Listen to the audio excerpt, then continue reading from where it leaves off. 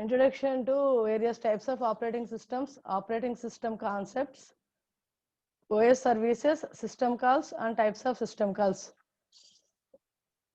An operating system is a software program that acts as an intermediary between a user of a computer and the computer hardware. The main three goals of an operating system as convenience, second one as efficiency, third one ability to evolve. Convenience means it provides in a convenient manner. Any user can log into the Windows or OS or any type of operating system. Efficiency, it will execute various system programs, application programs in a very interactive manner. Means it gives the minimum response time. That's why I call it as an efficiency. The first goal of the operating system as convenience, second one as efficiency, third one as ability to evolve. Ability to evolve means from starting 1970s, some developments are going on like that. Initially you have large, huge, large system. Now you have the palm tap or your mobile and your handheld operating system will be available. Means the evaluation will be from size to size also varied with respect to the time. Means within the fraction of milliseconds, the operations are to be performed. These are the three goals of an operating system. First one as, again I am repeating, convenience, second one efficiency, third one ability to evolve.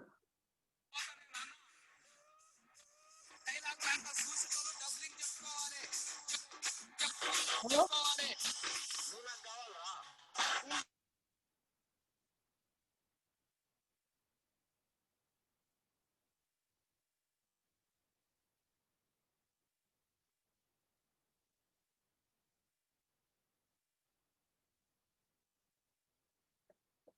Computer components, system components, hardware.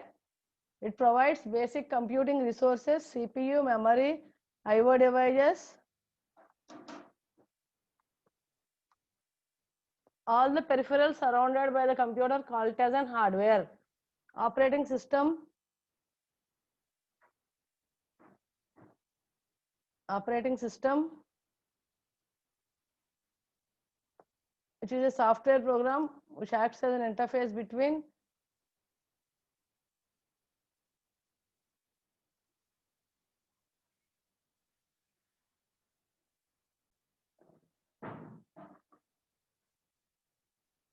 application programs, the set of programs which will perform a particular application with the help of system programs.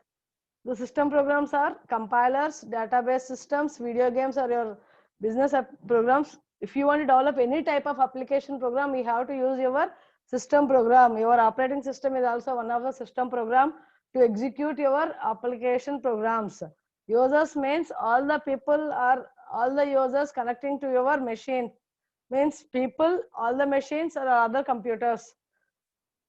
Now just watch the abstract view of a computer system components. Here, bottom level, you have the computer hardware. It is a low level abstraction. In between, you have the interface. You have the interface as operating system, system and application programs. Various system programs are compilers, assemblers, text editors, debuggers, loaders, database systems. All are the available given by the system programs. Top level view, top users are the user 1, user 2, so on, n number of users who are logged to the system. Now your operating system will be acts as the interface between your computer hardware and the user. In between you have the set of system softwares and application programs are going to be executed. For example, you should consider banking applications or payroll applications of any organization. You have to choose. If you want to calculate the gross salary and net salary of any employee in the given organization, you should apply either some database systems or some Excel sheets, or some of the system applications will be you have to use. With that applications, you have to calculate the payroll applications. Likewise, weather forecasting is a scientific application. All the system tools are used to execute your application programs are called as the system programs. Examples: compilers, assemblers, text editor. There are popular two text editors are Notepad, WordPad. Coming to the Linux editors, VI editor. VI means visual editor. VI means visual editor. If you want to enter the data into the text editor, you have to create the document, you have to modify the document, you have to save the document. Entire data will be stored on that particular text editor. Coming to the Windows, you have Notepad or WordPad. You have to choose the document, type the program, save it in a folder on the desktop or anywhere. Then you have to execute, compile it first. The compiler will generate the object code. After that object code, it will be moved to the execution. Whenever the program is going to be executed, that particular program will be stored in the main memory. For that loading of the object program into the main memory and ready for execution done by the loader. The loader will load the object program into the main memory and prepare it for execution. You have various types of loaders are there. Relocatable loader, dynamic loader. During the runtime, it will execute the object code and executes the program. Whenever there is successful execution, no errors will found. There is an unsuccessful execution, some of the errors are displayed onto the screen.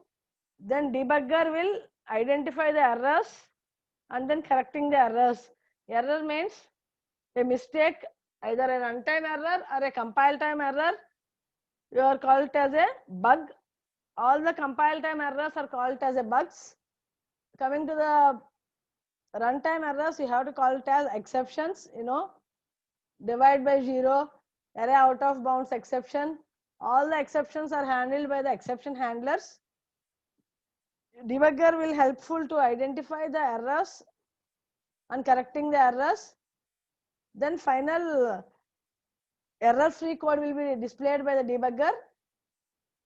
Then finally you have to execute. Then you have to supply the input values from the IO devices. Finally you have to obtain the output. This is the way of execution of a starting program from text editor to the debugger. In between, if you have to consider any C languages or CPP languages, macros also inserted. The macro processor will perform expansion of macros, hash define pi 3.14. Then you have to execute that particular macro by the macro processor. All the constants and all the variables will be defined in that program. Any program it should be executed with the help of application programs along with the system programs. Both are interdependent. That means, for example, if you want to run simple program, addition of or average of n subject marks. The input values are 6 subject marks. I am considering n value as 6. You have to enter 6 subject marks. You have to calculate sum of the marks and finally calculate the average. The input values may be of any type. It depends upon the language you have to choose in. That may be integer, float, or double. float or double or character data, but in this program you have to choose integer, enter the marks in integer value. The values are stored in the memory locations. You have to fetch the values, perform the calculations like addition divided by n number of marks. The code will be saved permanently in the disk by means of a program .c or .cpp, whatever the extension name you have to given. Afterwards, the user will want to execute that program. At that moment, the OS will install compilers or loaders, what are the program required to execute that one. Automatically the program is loaded into the main memory from the disk.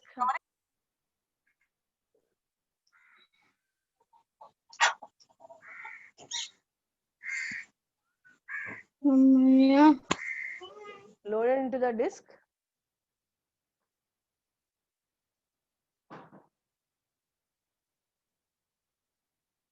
Then the program will be executed by the CPU.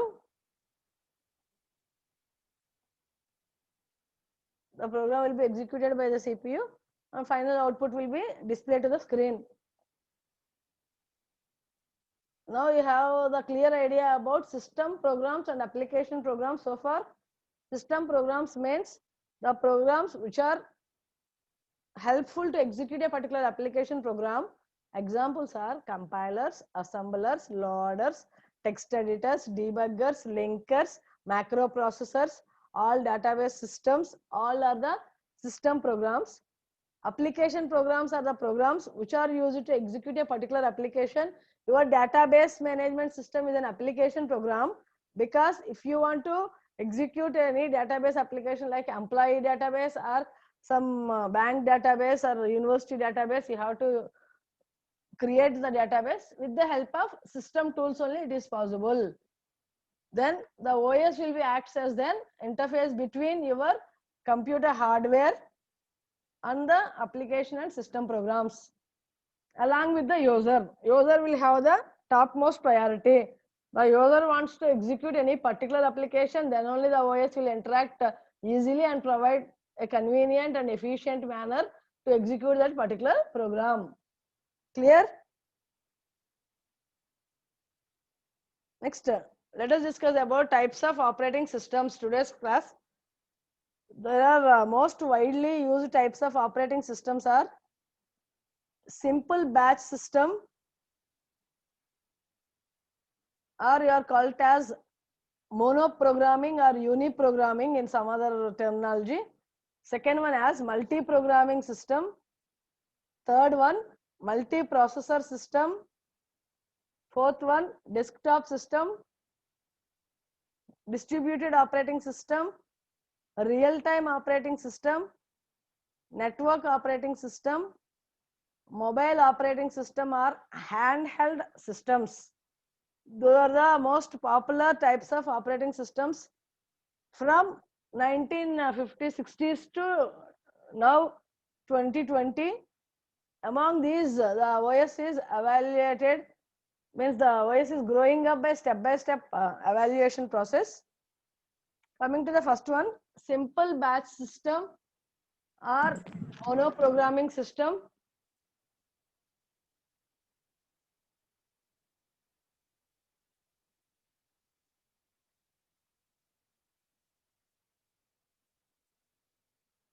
Simple batch system means only one user can run similar types of jobs or similar types of programs, considered and collected as a batch. All the type of same programs will be given to the CPU. Only one CPU will be there. That CPU will execute all those programs. In those batch processing, have a computer system of larger size, nearly with our CSC block computer size. In those olden days, there are no electronic I/O devices are available, only magnetic tapes, card readers magnetic tapes, magnetic discs and card readers are available. The input will be given through the magnetic tape. Output will be obtained on either on or off states, like your punching machine. Holes will be generated. If you have to identify as 1 or zeros the output values. For example, if you want to submit the program of same batch today, it may needs to process and gives the output nearly after 4 to 5 days. That much amount of time will be required to execute a same type of jobs. That is called as the simple batch operating system. Means only large CPU will be there. There is no user interaction. Only computer operator will be there to operate that particular machine. In those days, you are called as mainframe systems. In ancient days, you are called as mainframe systems. You have to given the program today. You may get the output after 5 days or 6 days. That is the time taken to complete that entire execution. But first one type of programs, either in those days Fortran will be also not there, some type of language will be there. Only that type of programs only executed. After that completion of parallel processing, then you can go for some other application. Same type of application programs are executed by the single user at a time. Means there is no user. The operator will use the programs by means of tape reader or card readers. Output will be on the punch cards. Then only you have to identify the and analyze the output.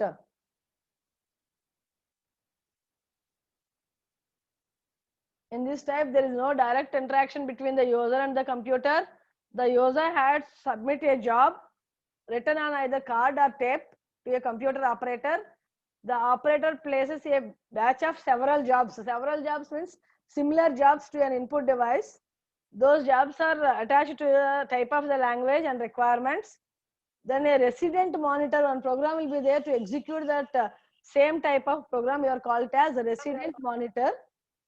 It will manage the execution of each program in that batch. Means how many are completed, how many are still executing. Everything will be monitored by the resident monitor. It will be available in the main memory only.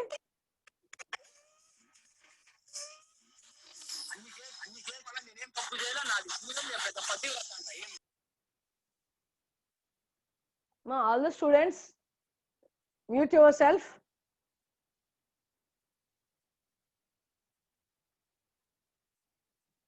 This is the batch operating system and user program area. Means within the main memory, you have to install the operating system also available in the main memory only. Some part will be, entire main memory will be partitioned into two separate blocks, one for the operating system, one for the user program area.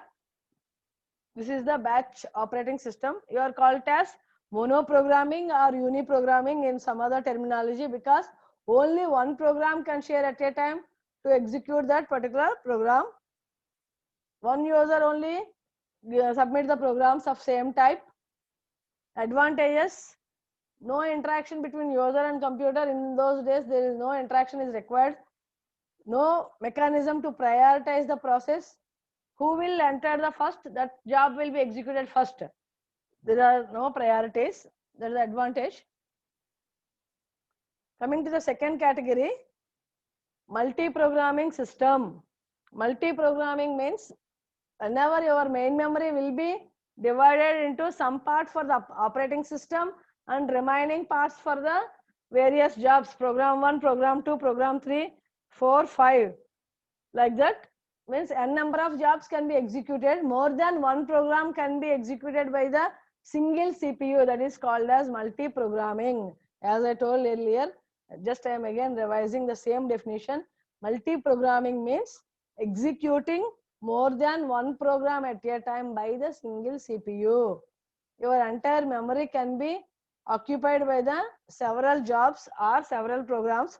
P1, P2, P3 or J1, J2, J3, so on. N number of jobs are there. Operating system is also will be in the main memory. If you want to execute that particular program, OS will take care and assign the CPU to the first job. Then completion of that entire execution of first job, it will be shifted to the second job, so on. Multi-programming means single user executes multiple programs or jobs at a time. That is called as multi-programming. In this multi-programming, you have the time-sharing system. Time-sharing system means it is the extension of multi-programming. Mainly, it focuses on the some stipulated amount of time quantum or time interval will be assigned to that particular program. For example, like your timetable, first session 9 to 9:40 completed, then only you have to switch to the second session. Then only again afternoon 1 o'clock you have to move. Likewise, within the given stipulated amount of time, the process is going to be executed. For example, if you consider in real life example, if you want to write an external exam for 3 hours, within the deadline of 3 hours only you have to complete that exam. For example, after 3 hours 15 minutes, automatically timeout signal will be given by the invigilator. You have to submit the paper. In the similar fashion, whenever the timeout signal will be given by the CPU, the user automatically exit from that session and next program will be executed. That is called as the time sharing operating system.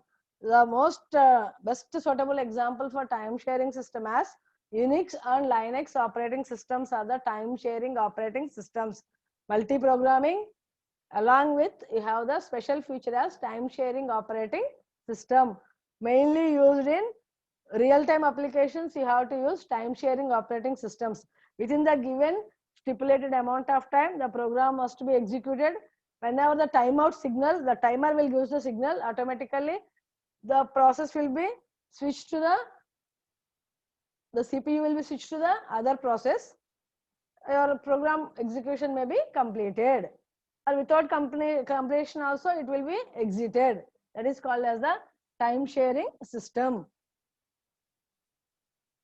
Next one is multi-processor system.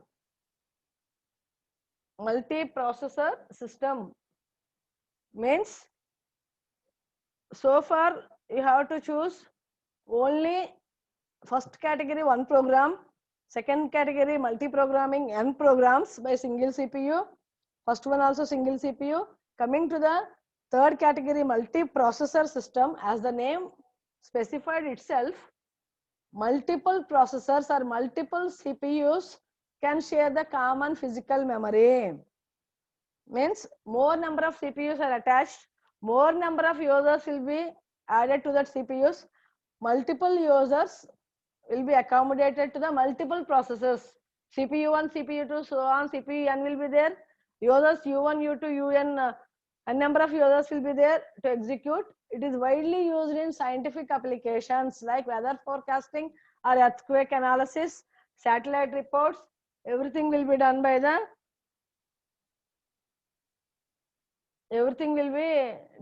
multi-processor system. It provides higher computing power and higher computing speed, but all the multi-processor systems will operate on a single OS, either maybe Unix or Linux or some Xenix is also there, and MOS, mobile operating system. There are mainly, you have two types of multi-processor systems. First one has symmetric multiprocessing, SMP. Second one has asymmetric multiprocessor system. Symmetric means all the CPUs of same configuration levels, all i3s or i5s or all i7s are connected together. You have to place in the same configuration. Systems will be placed at the same place. That is called as symmetric multiprocessing. Then there is a compatibility between all the processors. It is very easy to handle. Asymmetric multiprocessor system means some computer systems may be of any type of configuration, means automatically there is a variation of word length and memory capacity is also varied. The type of multiprocessor systems are called as ASMP, asymmetric multiprocessor systems. Advantages as when compared to the previous multi-programming, you have the best output performance, because several tasks are executed by different processes concurrently. Depending upon the task, the speed of the CPU will be identified, the OS will allocate that particular CPU. That's why different processors are executed concurrently. Concurrency means more than one process executed by more than one CPU. That is called as a parallel execution. Parallel or simultaneous execution. Automatically it will increase the efficiency or throughput of the system.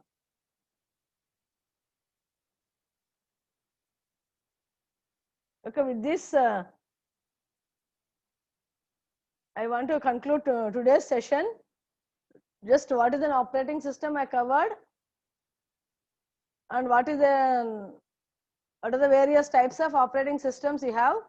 Totally you have 8 systems. One as uniprogramming or batch system. Second one as multi-programming. The variant is time sharing. Third one as multi-processor operating system.